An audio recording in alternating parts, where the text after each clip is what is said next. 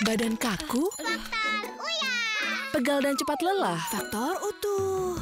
Susu kalsium biasa nggak bisa ngalahin faktor U. Minum Entrasol. Dengan ekstrak zaitun dan Profit Formula, bantu penuhi nutrisi harianmu. Entrasol.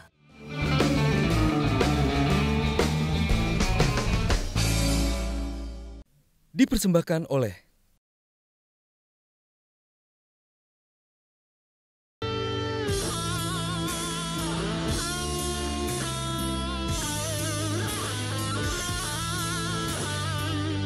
Boleh tahu apa yang terjadi pada tangan dan kaki Yana? Ini dari lahir udah seperti ini, Mas. Lahir seperti ini. Kuadrat, ini udah kuadrat. Kodrat. Tapi belajar main gitar ini sejak umur berapa? 12 tahun. Siapa yang ngajarin main Otodidak gitar? sendiri. Otodidak? Iya. Jadi belajar sendiri? Belajar sendiri. Oke. Boleh tahu pendidikan formal sampai di mana? Saya sama sekali nggak sekolah. Sama sekali? Sama sekali. Kenapa dulu nggak sekolah? Ya. Waktu dulu hampir-hampir mau sekolah, tapi saya takut repotin orang lain lah. Oke, karena untuk jalan dan untuk bergerak harus digendong ya? Iya.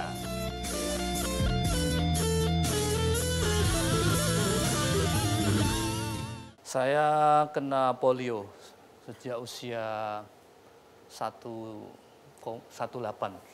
bulan. Waktu sekolah dulu, apakah Anda juga mengalami bullying atau diejek, dihina? Ya tentu saja sering. Misalnya waktu main-main dengan teman di desa misalnya, main kelereng, main sepeda dan sebagainya kan, saya pada saat itu tidak pakai tongkat tapi jalan tapi ngesot gitu loh. Saya mulai menyadari bahwa apa yang saya hadapi itu adalah saya harus seperti Nabi Ayub, sehingga bullying dan seterusnya itu sudah nggak lagi mempan kepada diri saya. Saya sudah menganggap bahwa itu adalah hal yang biasa. Justru kalau nggak dibully, kok nggak dibully? Nah, gitu. Katanya Anda pernah juga jatuh dari bus? Ya, seringkali bus itu tidak tahu bahwa yang naik itu adalah penyandang disabilitas. Supirnya, mungkin keretnya tahu tadi beliau. Nah, baru naik gitu, gitu sudah. Tarik gitu kan. Padahal tongkatnya itu masih menggantung, jatuh. Saya tahu siapa supirnya itu. Apa tantangan terberat yang pernah Anda rasakan sebagai penyandang disabilitas polio? Akses dan terutama transportasi dan juga gedung-gedung yang tinggi itu menjadi beban kendala, berat saya, kendala saya. Nah, kalau uang dari mana ya? Maaf ya, ini kan penjual pecel ya. Bagaimana bisa membiayai Anda sampai perguruan tinggi? Kebetulan kakak saya ada yang bekerja di Jakarta, dia bisa memberi menjamin, oke, saya akan mengasih biaya kuliah kamu tapi cukup gitu, tapi untuk yang lebih-lebihnya saya harus menanggung sendiri, sehingga ketika itu kos itu bagi saya juga pikiran gitu kan.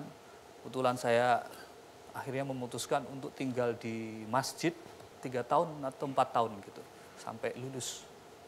Kalau tidak pakai batu, alat batu nekar tidak nekar sama sekali. Kanan 95 desibel, kiri 105 desibel, itu lebih berat. Kalau tidak pakai alat, suara pesawat keras dekat rumah ada. Tapi kalau suara orang berbicara tidak dengar.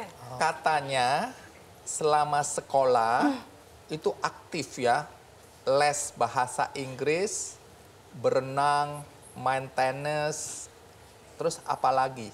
Betul. Waktu sekolah SMA, pulang sekolah langsung les ekskul bertimin. Betona. Tunggu. Marching band? Ya, bertimin. Tapi Mita kan tidak bisa mendengar. Iya. Bisa, pakai alat bantu bisa. Oh, tapi bisa. apalnya perlam pam lain. Pumpah, bubum, lain itu.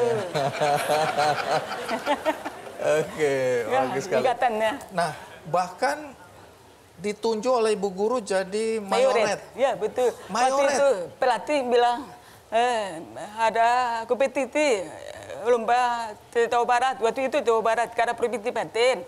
Tuh ada kurang satu mayoret. Siapa ya? Kita. Kamu mau tadi mayoret? Saya, Bapak bertanda. Bapak tahu saya tidak rubuh. Enggak. Siapa bilang? Bapak pikir kamu seperti orang normal. Ayo, coba latihan. Saya latihan tiap hari, tapi hitam. Alhamdulillah, Pak pengumuman dapat juara mayoret terbaik. Apa kesulitan waktu belajar dulu di perguruan tinggi? Kalau waktu S1 dan S2 belum ada Undang-Undang 8 tahun 2016 tentang Undang-Undang Pendidikan Militer. Berat sekali karena fasilitas belum ada fasilitas khusus. Biasanya kalau saya pinjam catatan teman S1 juga. Tapi kalau sekarang S3 saya selalu bawa pakai berterjemah isyarat. Berterjemah isyarat. Alat. Alat ada air aplikasi dulu. Dosen yang komo langsung suara berubah besar teks. Ya, itu. Jadi suara jadi teks, aplikasi itu membantu ya. Ya, membantu, sangat membantu. Dulu nggak ada itu ya? Ya, belum ada, belum. Oke, jadi sekarang lebih mudah. Lebih mudah teknologi. Mita ini juga penerima Gantari Award dari PT Telkom bekerja sama dengan Kikendi Foundation untuk orang-orang istimewa penyandang disabilitas yang melakukan perbuatan baik.